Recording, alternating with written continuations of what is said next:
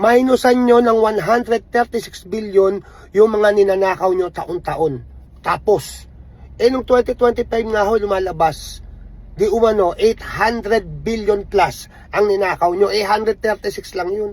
Bawasan nyo lang ng 136 billion yung nanakawin nyo. Wala na pong problema. Matutuwa ang mahihirap. Pansamantala lang naman po dahil may gera sa Middle East. Parang awa nyo na po. God bless. Parang awan nyo na po. Ito ang panawagan ng komedyan at TV personality na si Bayani Agbayani na ngayon ay viral matapos maglabas ng isang taos-pusong mensahe para sa pamahalaan. Sa kanyang pahayag, hiniling ni Bayani na sana ay pansamantalang alisin o bawasan ang VAT at excise tax sa fuel upang makatulong sa mga Pilipinong labis nang naaapektuhan ng patuloy na pagtaas ng presyo ng mga bilihin. Ayon sa kanya, maraming kababayan natin, lalo na sa mga komunidad tulad ng Baseco Compound, Isla Puting Bato, at mga lugar sa ilalim ng Osmeña Bridge, ang hirap na sa araw-araw na gastusin. Mula sa pagkain, pamasahe, hanggang sa iba pang pangunahing pangangailangan, patuloy ang pagbigat ng kanilang pinapasan. Sa kanyang viral video, diretsahan niyang sinabi, "Bakit naman po hindi niyo pa maialis o tanggalin pansamantala man lamang ang VAT or excise tax para naman po nang sa ganun, makaaahon naman po ang mga mahihirap?" Bakit naman po hindi nyo pa maialis o at tanggalin pansamantala man lamang ang VAT or excise tax? Para naman po nang sa ganun, makaahon naman po ang mga mahihirap. Na ang tawag na nga po nila sa sarili nila ay latak ng gobyerno. Yung mga nakatira sa ilalim ng Osmeña Bridge, nakatira sa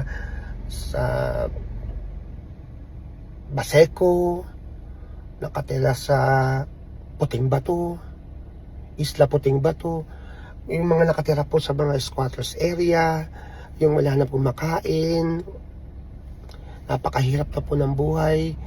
Hindi nyo po pa maibigay na tanggalin muna yung VAT, yung excise tax, dahil ang katuwiran nyo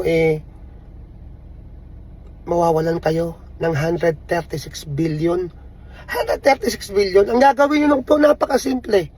Minusan nyo ng 136 billion yung mga ninanakaw nyo taon-taon. Tapos, nung 2025 nga ho lumalabas, di umano, 800 billion plus ang ninakaw nyo. 136 lang yun. Bawasan nyo lang ng 136 billion yung nanakawin nyo. Wala na pong problema. Matutuwa ang mahihirap. Pansamantala lang naman po dahil may gera sa Middle East. Parang awa nyo na po. God bless. Dahil dito, umani ng iba't ibang reaksyon mula sa netizens ang kanyang panawagan.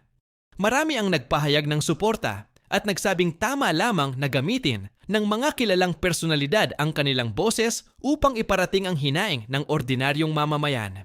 Para sa ilan, ang sinabi ni Bayani ay sumasalamin sa nararamdaman ng maraming Pilipino, mga taong gustong magsalita ngunit walang sapat na platform upang marinig.